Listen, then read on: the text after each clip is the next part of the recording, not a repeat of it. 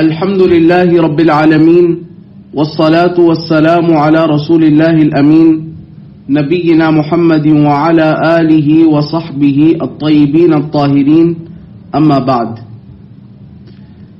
گزشتہ درس میں ہم نے اللہ سبحانہ و تعالی کی توفیق سے اور اس کے فضل سے چند اہم باتیں قرآن کریم کے متعلق، قرآن کریم کی تفسیر کے متعلق کچھ اصولی اور تمہیدی باتیں کی، اور پھر ہم نے اصول تفسیر کے بارے میں پڑھنا شروع کیا کہ قرآن کریم کے تفسیر کے اصول کیا ہے، کیسے ہم قرآن کریم کی صحیح تفسیر کو جان سکتے ہیں، اور قرآن کریم کی صحیح تفسیر کرنے کے طریقہ کار کیا ہیں، اس کے ضابطے کیا ہیں.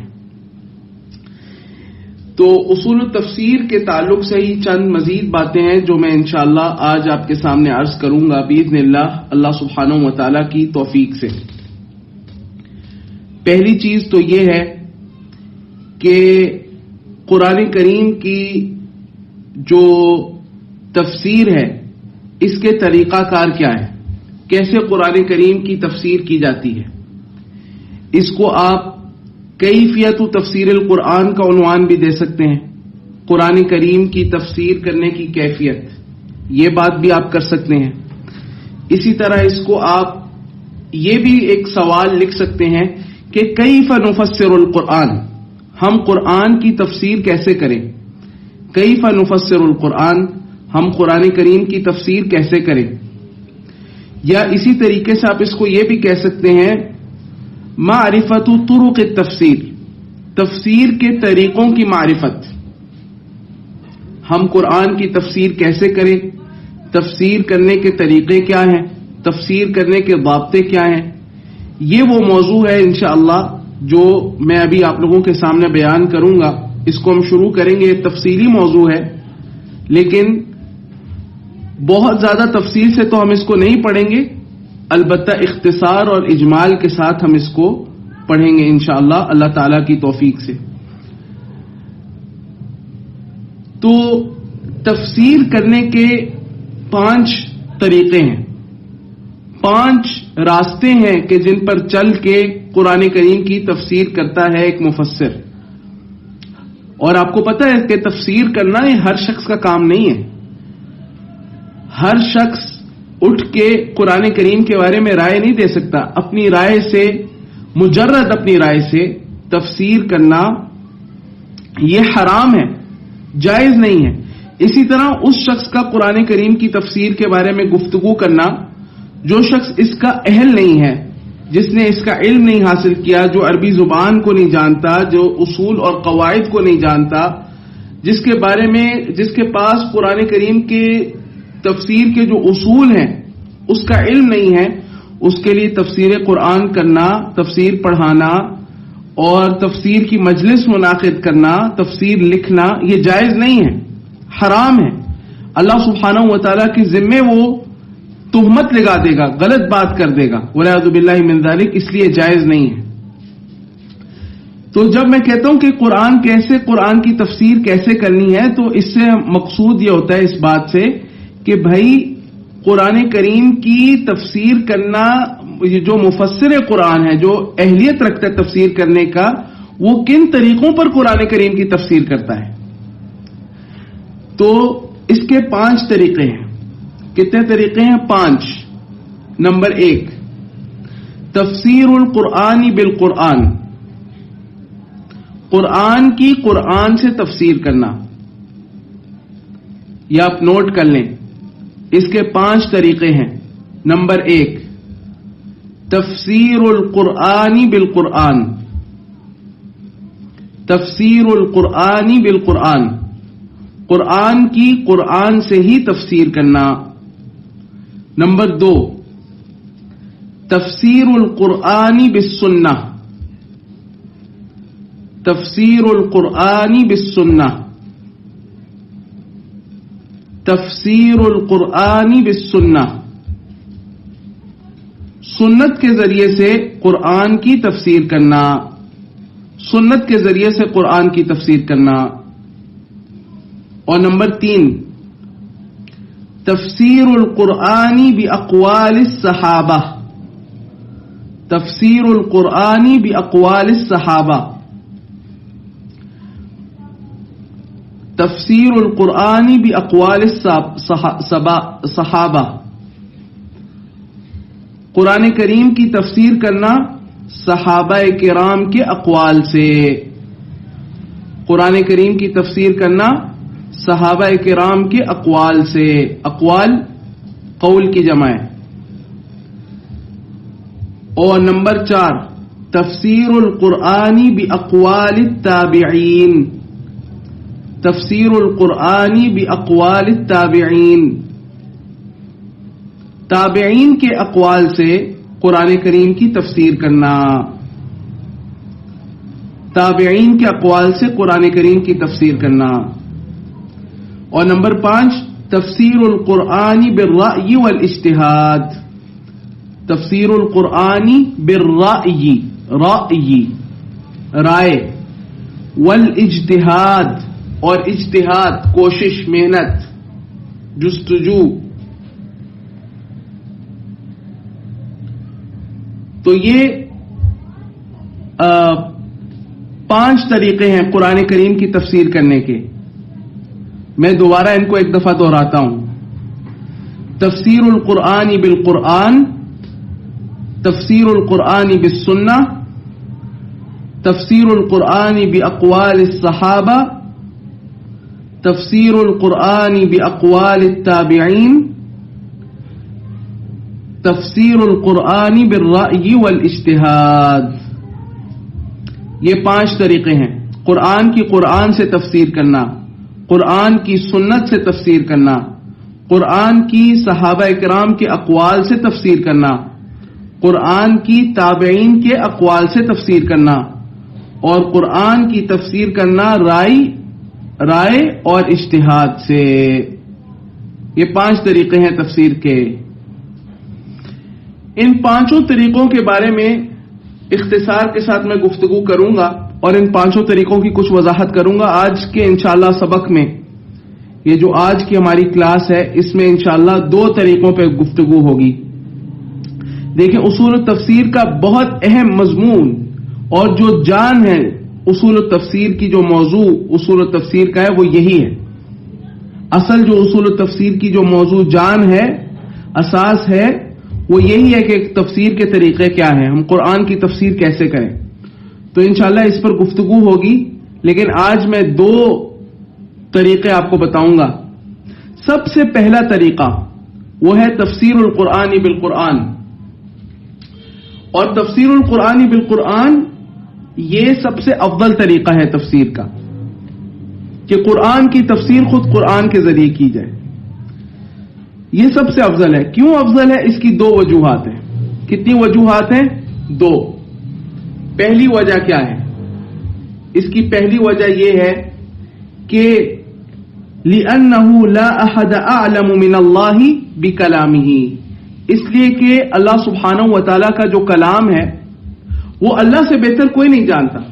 مجھے بتائیں، متکلم اپنے کلام سے جو اس کی مراد ہوتی ہے نا، وہ خود اس کو سب سے بہتر سمجھتا ہے اور سب سے بہتر جانتا ہے۔ بلکہ جب اختلاف ہو جائے تو جو کلام والا، جو صاحب کلام ہے، اس سے پوچھتے ہیں بھائی آپ نے جو بات کہی ہے آپ کی اس سے مراد کیا ہے، اس سے آپ کا مقصود کیا ہے، اس سے ہم پوچھتے ہیں نا۔ مثلا 2 لوگ ہیں، ایک نے ایک بات کہی، اس کی بات کے 2 مفہوم نکلتے تھے، تو آپ کیسے فیصلہ کریں گے کہ بھائی یہ جو دوسرے شخص نے بات کہی ہے اس کی بات کا کیا مطلب ہے، کون سا مفہوم مراد ہے؟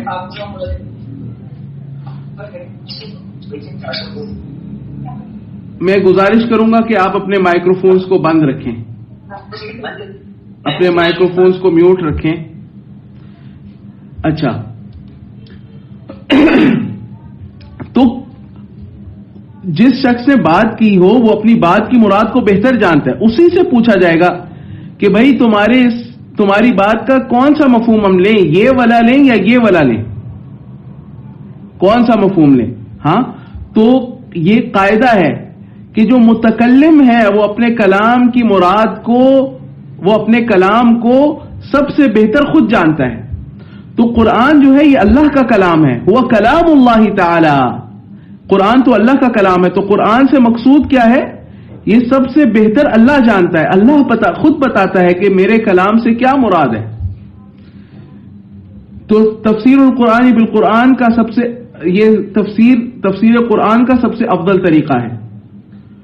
اور دوسری وجہ اس کے سب سے افضل ہونے کی وہ یہ ہے کہ لأن النبی صلی اللہ علیہ وسلم فعلہ، کہ نبی کریم صلی اللہ علیہ وسلم نے خود قرآن کی تفسیر قرآن سے کی ہے. نبی صلی اللہ علیہ وسلم کی سنت کو اگر ہم دیکھیں گے تو ایسے مقامات ہیں کہ نبی صلی اللہ علیہ وسلم نے خود قرآن کی تفسیر قرآن سے کی ہے. مثلا ایک موقع پر صحابہ کرام رضی اللہ تعالی عنہم پر یہ آیت مشکل ہو گئی کہ الذین آمنوا ولم یلبسوا ایمانہم بظلم اولئک لہم الامن وہم مہتدون، جس طرح اللہ تعالیٰ نے سورۃ الانعام میں کہا کہ وہ لوگ جو ایمان لائے اور پھر انہوں نے اپنے ایمان کے اندر ظلم کی آمیزش نہیں کی تو ان کے لیے امن ہے اور یہ لوگ ہدایت یافتہ ہیں.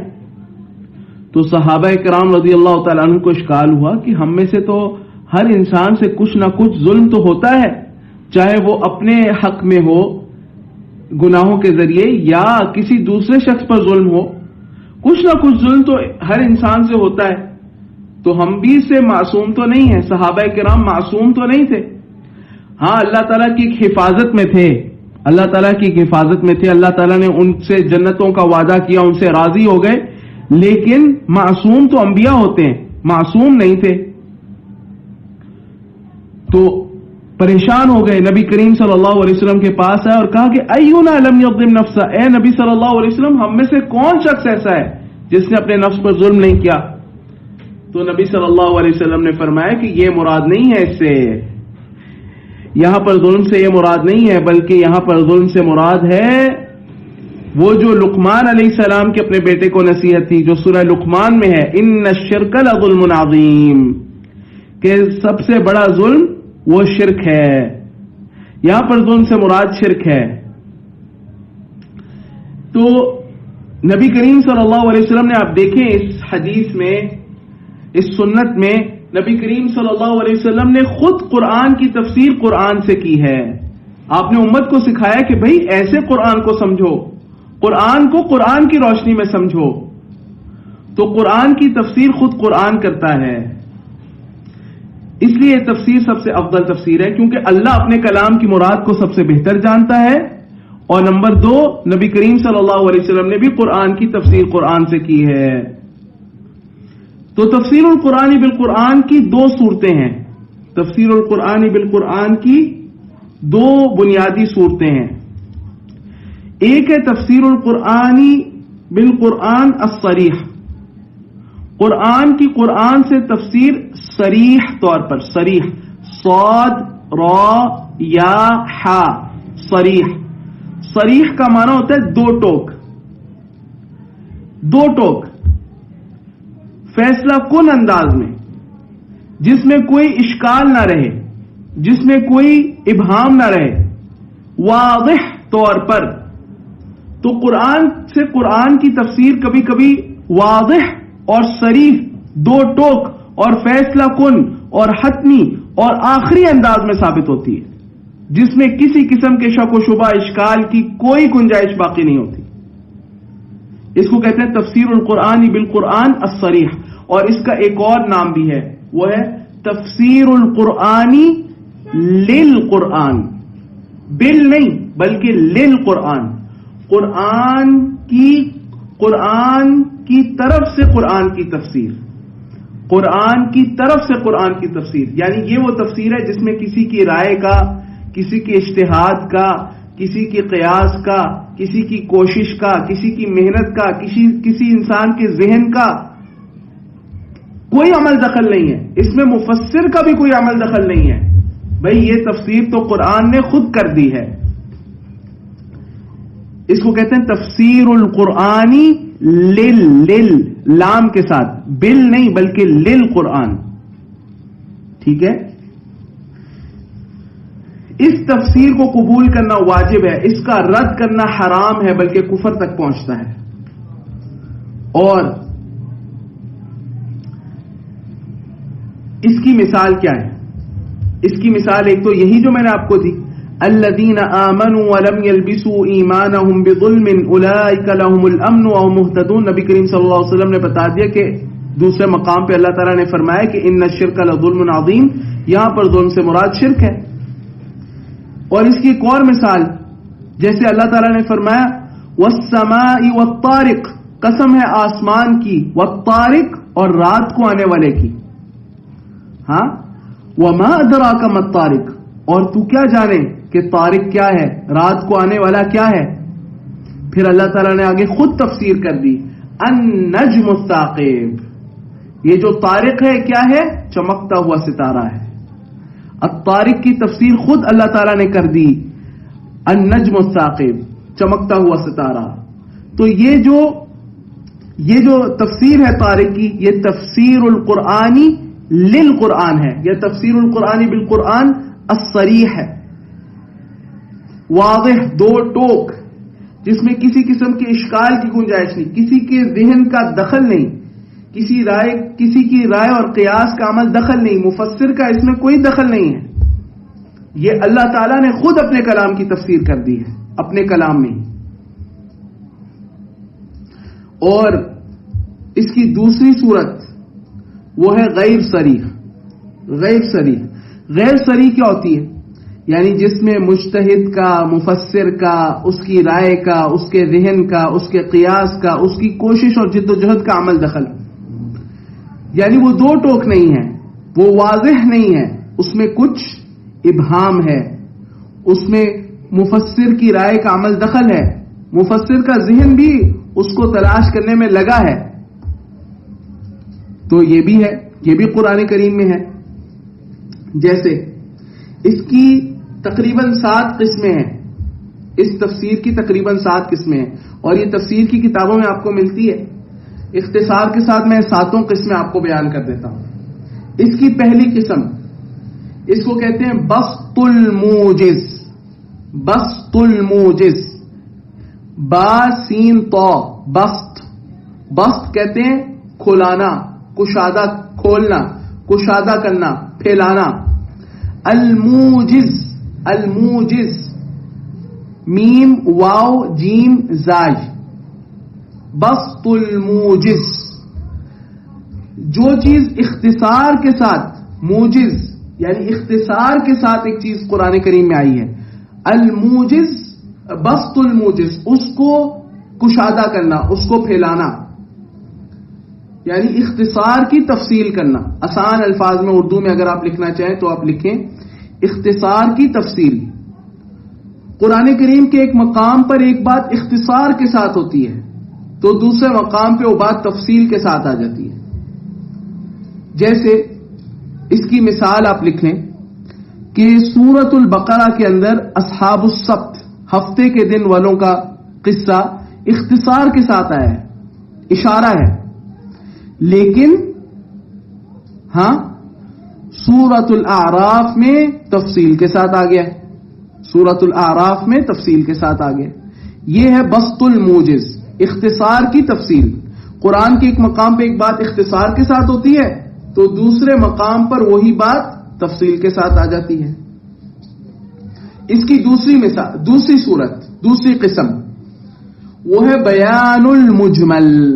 بیان المجمل، بیان ہم اردو میں بھی کہتے ہیں نا بیان، بیان کا معنی ہوتا ہے واضح کرنا. المجمل، مجمل کسے کہتے ہیں؟ مجمل کا کیا معنی ہے؟ مجمل کہتے ہیں، ہم کہتے ہیں نا اجمال، اجمالی بات. میں آپ کو اجمالی بات کروں گا، تفصیلی بات نہیں کروں گا، اجمال سے بات کی. اجمال یعنی اختصار، سمرائزڈ. ٹھیک ہے، تو قرآن میں ایک جگہ ایک بات اجمال کے ساتھ ہوتی ہے، دوسرے مقام پر اس کی تفصیل آ جاتی ہے، اس کا بیان آ جاتا ہے. جیسے اس کی مثال کیا ہے؟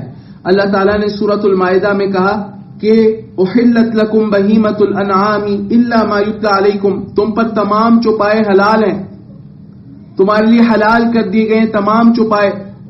الا ما یتلی علیکم، سوائے وہ جن کی تم پر تلاوت کی جاتی ہے. پھر آگے جا کر اللہ تعالیٰ نے فرمایا کہ حرمت علیکم المیتۃ والدم الی آخر، کہ تم پر مردار حرام کر دیے گئے.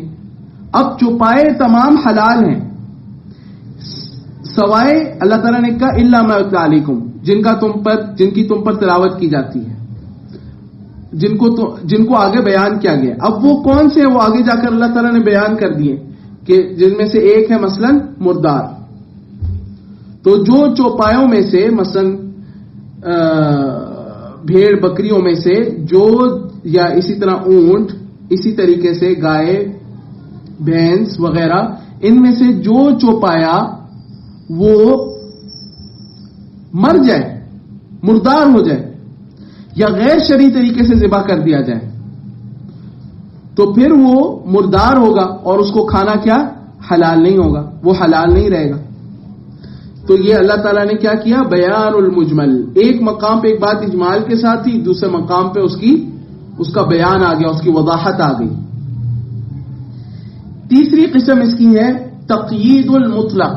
تقیید المطلق یعنی ایک جگہ پر ایک بات مطلق تھی، جنرل تھی. مطلق کا مطلب ہوتا ہے جنرل، اس کی کوئی لمیٹیشنز نہیں تھی، کوئی اس کی حدود نہیں تھی، بس مطلقاً ایک بات کی گئی تھی. دوسرے مقام پر اس کی تقیید آ گئی، اس کی باؤنڈریز، اس کی حدود کو، قیود کو متعین کر دیا گیا. جیسے اس کی میں آپ کو ایک مثال دیتا ہوں.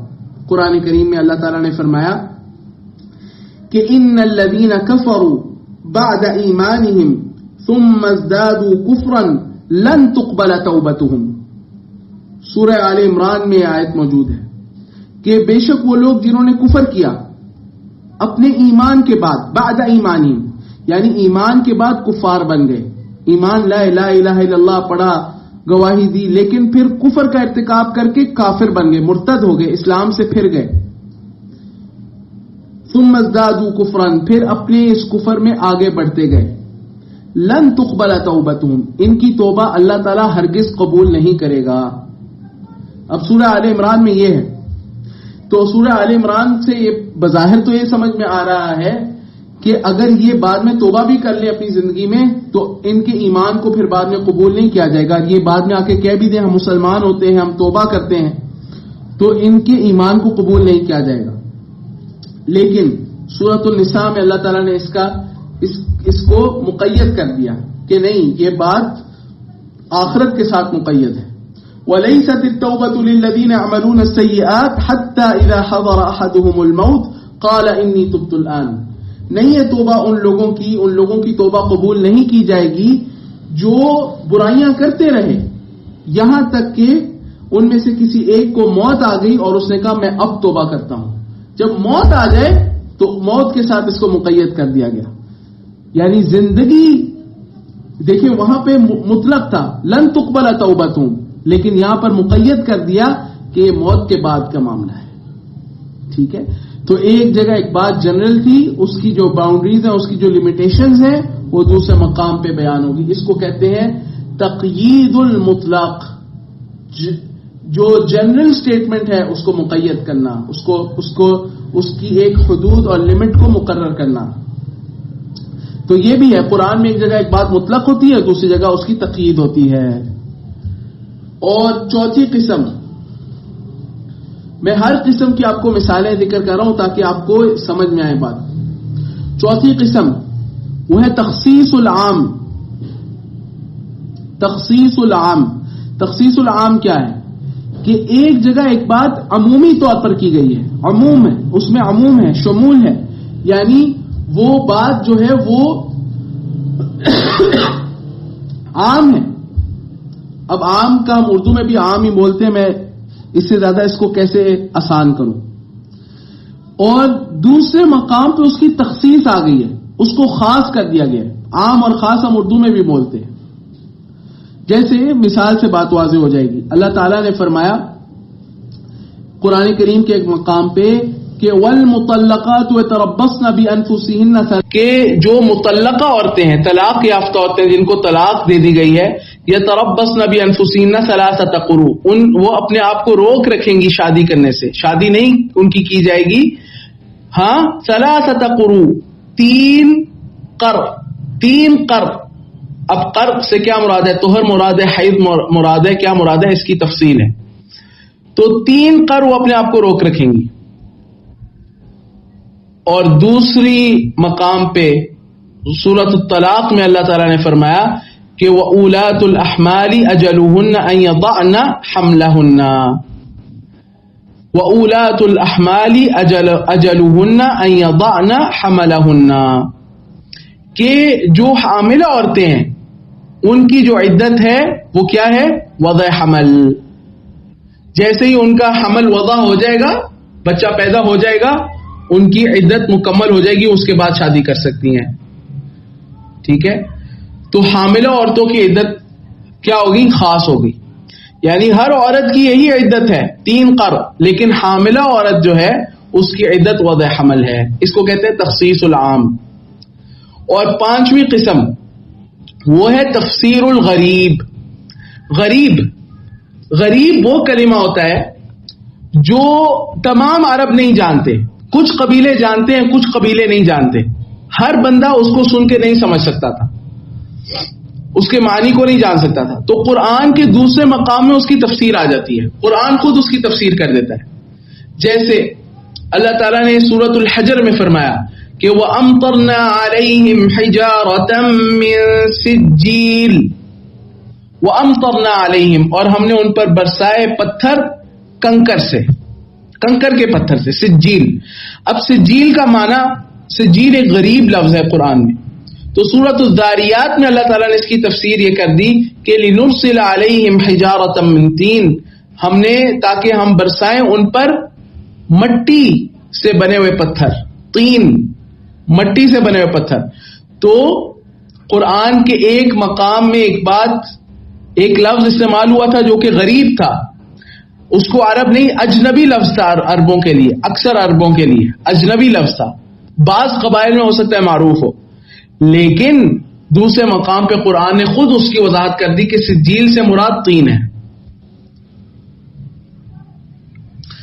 اسی طریقے سے 6ٹھی قسم وہ ہے بیان المعنی. قرآن کریم میں کوئی لفظ استعمال ہوا ہے، قرآن کریم خود ہی اس کا معنی بیان کر دے، اگرچہ وہ لفظ معروف ہی کیوں نہ ہو.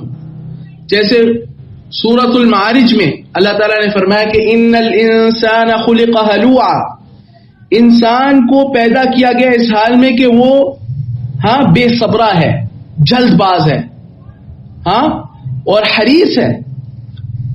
تو دوسرے اللہ تعالیٰ نے اس کے بعد کہا یہ ہلوعا کا جو وصف ہے اس کی وضاحت خود اللہ تعالیٰ نے کر دی کہ اس کا معنی کیا ہے کہ اذا مسہ الشر جزوعا، جب اس کو شر پہنچتا ہے، تکلیف پہنچتی ہے، جزا فضا کرتا ہے، ہائے ہائے کرتا ہے، واہ ویلا کرتا ہے. وَإِذَا مَسَّهُ الْخَيْرُ مَنُوعًا، اور جب اس کو کوئی خیر پہنچتی ہے، کوئی اچھی چیز پہنچتی ہے، کوئی نعمت ملتی ہے، منوعا، اس کو روک لیتا ہے. تو ہلوعا کا جو وصف ہے اس کی خود اللہ سبحانہ و تعالیٰ نے اس کا معنی بیان کر دیا ہے، جیسا کہ سورۃ المعارج کی آیت میں ہے. اسی طرح 7ویں اور آخری قسم وہ ہے تأکید المفہوم. مفہوم اردو والا مفہوم نہیں مراد لینا، یہ عربی والا مفہوم ہے. مفہوم سے مراد یہ کہ ایک بات ہے، اس سے ایک مخالف، اس کے الٹ ایک بات نکلتی ہے. ٹھیک ہے؟ جیسے مثلا آپ کسی کو کہتے ہیں بھائی کھڑے رہو، تو اب اس سے یہ بھی نکلتا ہے کہ بھائی کھڑے رہو، اور یہ بھی نکلتا ہے کہ تم نے بیٹھنا نہیں ہے، اور یہ بھی نکلتا ہے کہ تمہارے علاوہ کوئی بیٹھ سکتا ہے. تو یہ جو باقی معنی نکل رہے ہیں یہ سارے معنی مفہوم کہلاتے ہیں. ٹھیک ہے؟ اس کو مفہوم المخالفہ بھی بولتے ہیں، مفہوم المخالفہ یہ بھی بولتے ہیں اس کو. تو تأکید المفہوم، یہ جو مفہوم نکل رہا ہوتا ہے نا، الٹ معنی نکل رہا ہوتا ہے، اس معنی کی تاکید قرآن کریم کے دوسرے مقام پر پائی جاتی ہے بعض دفعہ. جیسے اس کی مثال دیتا ہوں، سورۃ المطففین میں ہے کلا انہم عن ربہم یومئذ لمحجوبون. کلا ہرگز نہیں، انہم بے شک وہ لوگ، مجرم لوگ، عن ربہم اپنے پروردگار سے، اپنے رب سے، اپنے خالق و مالک سے، یومئذ اس دن، قیامت کے دن، لمحجوبون یقیناً حجاب میں ہوں گے.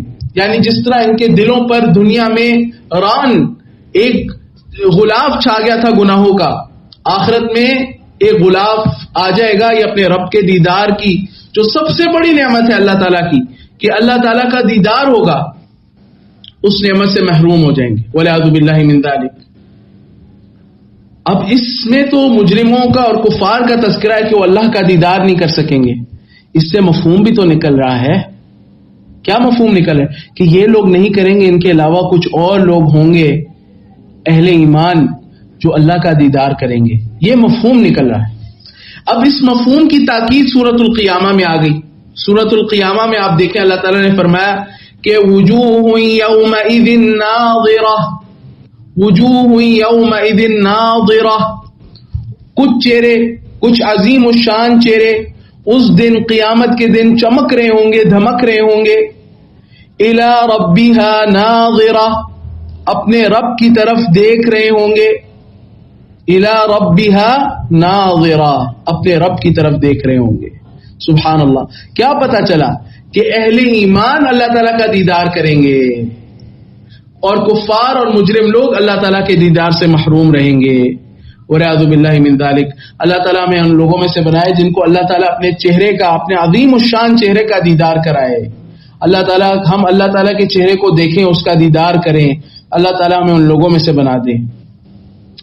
تو دیکھیں قرآن کریم کی ایک آیت دوسری آیت میں پائے جانے والا جو مفہوم ہے، مخالف معنی ہے، اس کی تاکید، اس کا اثبات کرتی ہے تاکید کے ساتھ، یہ بھی قرآن میں ہے۔ تو یہ 7 قسمیں میں نے آپ کو بیان کی کہ تفسیر القرآن بالقرآن غیر صریح جو ہے، جس میں مجتہد کا عمل دخل ہے، مفسر کی رائے کا عمل دخل ہے، اس کی 7 قسمیں ہیں۔ نمبر 1 بسط الموجز، اختصار کی تفصیل کرنا۔ نمبر 2 بیان المجمل، اجمال کا بیان کرنا، اس کو واضح کرنا۔ نمبر 3 تقیید المطلق، مطلق کی تقیید کرنا، یعنی جنرلائز اسٹیٹمنٹ کی لمٹ، اس کی جو لمٹس ہیں، اس کی جو حدود ہیں، ان کو بیان کرنا۔ اور نمبر 4 تخصیص العام، عام کی تخصیص کرنا، یعنی ایک بات، ایک جگہ ایک بات خاص عام آئی ہے تو دوسری جگہ کچھ چیز کو اس سے مستثنا کر کے اس کا ایک خاص الگ حکم بیان کر دیا گیا ہے۔ اور 5ویں صورت تفسیر الغریب، غریب اور اجنبی کلمے کی تفسیر کرنا، اس کے معنی کو بیان کرنا۔ نمبر 6 بیان المعنی، کسی لفظ کے معنی کو بیان کر دینا۔ نمبر 7 تأکید المفہوم، ایک بات سے ایک مخالف مفہوم نکل رہا ہے تو دوسری جگہ قرآن اسی مخالف مفہوم کو مثبت انداز میں بیان کر کے اس کی تاکید کر دیتا ہے۔ سبحان اللہ، یہ 7 قسمیں ہیں تفسیر القرآن بالقرآن غیر الصریح، تفسیر القرآن بالقرآن غیر الصریح کی۔ تو یہ ہے پہلا طریقہ، قرآن کی تفسیر کرنا قرآن سے۔ اب چلتے ہیں دوسرے طریقے کی طرف، وہ کیا ہے؟ تفسیر القرآن بالسنہ، قرآن کی تفسیر کرنا سنت کے ذریعے، سنت کے ذریعے قرآن کی تفسیر کرنا۔ سنت کیا ہے؟ سنت کسے کہتے ہیں؟ نبی کریم صلی اللہ علیہ وسلم کے اقوال، آپ کی باتیں، اور آپ کے افعال، افعال آپ کے کام، اور آپ صلی اللہ علیہ وسلم کی تقریرات، تقریرات جن باتوں کا آپ نے اقرار کیا، آپ کے سامنے ہوئی، آپ نے انکار نہیں کیا، اس کو سنت کہتے ہیں۔ سنت کسے کہتے ہیں؟ یہ سوال آپ سے پوچھا جا سکتا ہے، سنت کسے کہتے ہیں؟ تو آپ ہی کہیں سنت کہتے ہیں نبی صلی اللہ علیہ وسلم کے اقوال، یعنی آپ کی باتیں، نبی کریم صلی اللہ علیہ وسلم کے افعال، یعنی آپ کے کام، اور نمبر 3 نبی کریم صلی اللہ علیہ وسلم کی تقریرات، یعنی آپ کے سامنے کام ہوا، آپ نے اس پر انکار نہیں کیا بلکہ اس کا اقرار کر لیا، اس کو جاری رکھا، یہ سنت ہے۔ تو سنت بھی قرآن کی تفسیر کرتی ہے۔ سنت سے کیوں تفسیر لیں گے؟ اس لیے لیں گے، نمبر 1 لِأَنَّ اللَّهَ أَمَرَ رَسُولَهُ بِبَيَانِ الْقُرْآنِ، اس لیے کہ اللہ تعالیٰ نے اپنے رسول کو قرآن کے بیان کا حکم دیا ہے۔ اللہ نے اپنے رسول کی ذمہ داری لگائی ہے کہ اس قرآن کو بیان کرو۔ آپ میں سے کوئی وہ آیت بتا سکتا ہے جس میں اللہ تعالیٰ نے اپنے رسول کی ذمہ داری لگائی ہے؟ نعم، کون بتائے گا؟ ابو ہریرہ، نعم وہ آیت معلوم ہے جس میں اللہ تعالیٰ نے ذمہ داری لگائی ہے. حسن ارشد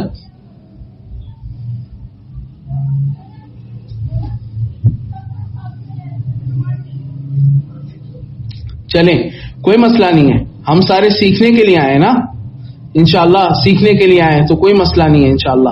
ابھی آپ کو میں آیت بتاتا ہوں. اللہ تعالیٰ نے فرمایا قرآن کریم میں وَأَنزَلْنَا إِلَيْكَ الذِّكْرَ لِتُبَيِّنَ لِلنَّاسِ مَا نُزِّلَ إِلَيْهِمْ.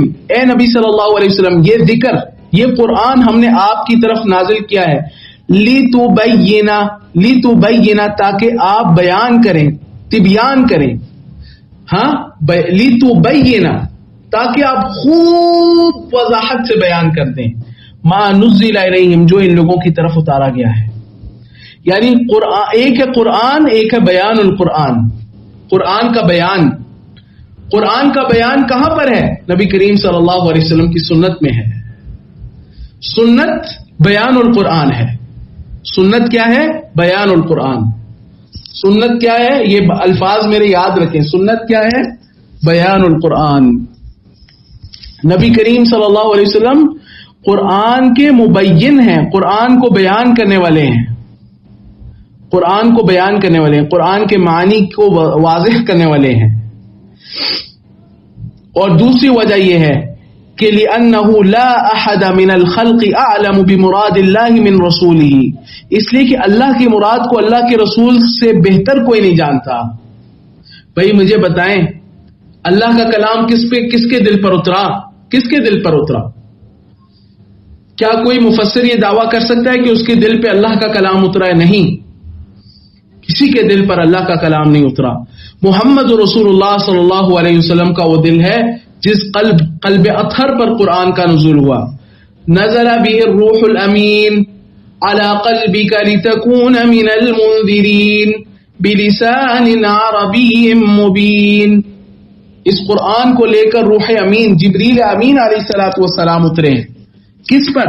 علی قلبک, اے نبی صلی اللہ علیہ وسلم آپ کے دل پر, آپ کے دل پر قرآن کا نزول ہوا ہے. لتکون من المنذرین تاکہ آپ لوگوں کو ڈرانے والے بن جائیں. بلسان عربی مبین, یہ قرآن عربی مبین میں ہے, فصیح عربی زبان میں ہے, اعلیٰ عربی زبان میں ہے. نعم, تو یہ ہے نبی کریم صلی اللہ علیہ وسلم کے دل پر قرآن کا نزول ہوا ہے. اس لیے آپ سب سے بہتر قرآن کے معنی کو آپ سمجھتے تھے, آپ جانتے تھے. اس لیے ہم سنت سے قرآن کی تفسیر کرتے ہیں. تو سنت سے قرآن کی تفسیر کی بھی دو صورتیں ہیں. نمبر ایک صریح واضح دو ٹوک, جس میں کسی مفسر کا کسی مجتہد کی رائے کا عمل دخل نہیں ہے, خود اللہ کے نبی نے بتا دیا اس بات کا یہ معنی اور مفہوم ہے. اس کو ایک اور نام بھی دیا جاتا ہے تفسیر النبوی, اس کو کہا جاتا ہے نبوی تفسیر. یہ نبوی تفسیر ہے, نبی صلی اللہ علیہ وسلم کی تفسیر ہے, خود نبی نے کر دی صلی اللہ علیہ وسلم. اور ایک اس کی غیر صریح صورت ہے. غیر صریح صورت کی پھر میں آگے وضاحت کروں گا, پہلے صریح صورت کے بارے میں سن لیں. اس کی کچھ انواع ہیں, اس کی کچھ اقسام ہیں. دیکھیں نبی کریم صلی اللہ, اس کی پہلی صورت کہ نبی کریم صلی اللہ علیہ وسلم نے قصدن ایک آیت کی تفسیر کر کے بتا دیا کہ یہ اس آیت کی تفسیر ہے. جیسے میں آپ کو اس کی مثال دیتا ہوں, دو مثالیں دوں گا. نبی کریم صلی اللہ علیہ وسلم نے سورۃ الکوثر پڑھی اور اس میں کیا انا اعطیناک الکوثر, اے نبی صلی اللہ علیہ وسلم ہم نے آپ کو کوثر عطا کی ہے. تو نبی کریم صلی اللہ علیہ وسلم نے صحابہ سے پوچھا اتدرون ما الکوثر, اے صحابہ کیا تم جانتے ہو کوثر کیا ہے؟ تو صحابہ کہتے ہیں فقلنا, ہم نے کہا اللہ ورسولہ اعلم, اللہ اور اس کے رسول زیادہ بہتر جانتے ہیں. شرعی معاملات میں صحابہ کرام اپنی رائے نہیں دیتے تھے. یہ جو ہمارے ہاں ہے نا, ابھی مولانا صاحب نے اس سے سوال ہوا, اس سے پہلے کہ وہ جواب دیں ساتھ ارد گرد بیٹھے ہوئے ان کے جو چمچے ہیں انہوں نے جواب دے دیا. ہاں یہ نبی کریم صلی اللہ علیہ وسلم کے زمانے کا طریقہ نہیں تھا. صحابہ کی جرت نہیں ہوتی تھی دین کے معاملے میں بات کریں. یہ آج ہر ایرا غیرہ نتھو غیرہ وہ قرآن کے بارے میں دین کے بارے میں اپنی رائے دیتا پھر رہا ہے. والعیاذ باللہ من ذالک. تو نبی کریم صلی اللہ علیہ وسلم صحابہ نے کہا اللہ و رسول اعلم, اللہ اور اس کے رسول زیادہ جانتے ہیں. تو نبی کریم صلی اللہ علیہ وسلم نے پھر کوثر کی تفسیر یہ کی کہ فَإِنَّهُ نَهْرٌ وَعَدَنِيهِ رَبِّي عَزَّ وَجَلَّ عَلَيْهِ خَيْرٌ كَثِيرٌ. یہ نہر کوثر ہے, یہ کوثر جو ہے ایک نہر ہے. وَعَدَنِيهِ رَبِّي عَزَّ وَجَلَّ, میرے رب عز وجل نے مجھ سے اس کا وعدہ کیا ہے کہ وہ مجھے دے گا. علیہ خیر کثیر, اس پہ بہت خیر ہے, اس پہ بہت خیر ہوگی. سبحان اللہ. ہاں وہ کیا خیر ہے, وہ کیا خیر ہے, ہاں جو کوثر پہ ہوگی. جو ایک دفعہ اس سے پی لے گا کبھی پیاسا نہیں ہوگا, کبھی پیاس نہیں لگے گی. سبحان اللہ. ہاں دنیا میں آپ اچھے سے اچھا مشروب پی لیں, اچھے سے اچھا مشروب پی لیں, مہنگے سے مہنگا مشروب پی لیں, آپ کے وہ جو ایک تڑپ ہے, ایک جو اندر ایک پیاس ہے, جو ایک اچھی چیز پینے کی ایک خواہش ہے, وہ پوری نہیں ہوتی, وہ پوری نہیں ہوتی, کبھی بھی نہیں ہوتی. لیکن وہ نہر کوثر ہے جس کا پانی دودھ سے زیادہ سفید, شہد سے زیادہ میٹھا, اور کون پلائے گا؟ اللہ کے رسول صلی اللہ علیہ وسلم خود پلائیں گے. سبحان اللہ. اور جو اس سے ایک بار پی لے گا لم یظمأ ابدا, اس کے بعد کبھی پیاسا نہیں ہوگا. سبحان اللہ. یہ نہر کوثر ہے, یہ اس کے اندر خیر کثیر ہے. اور دنیا, یہ جو شریعت ہے یہ دنیا میں جاری نہر ہے. جو شریعت پر عمل کرتا ہے وہی نہر کوثر میں اس اللہ کی جاری کردہ نہر سے پیے گا. تو پھر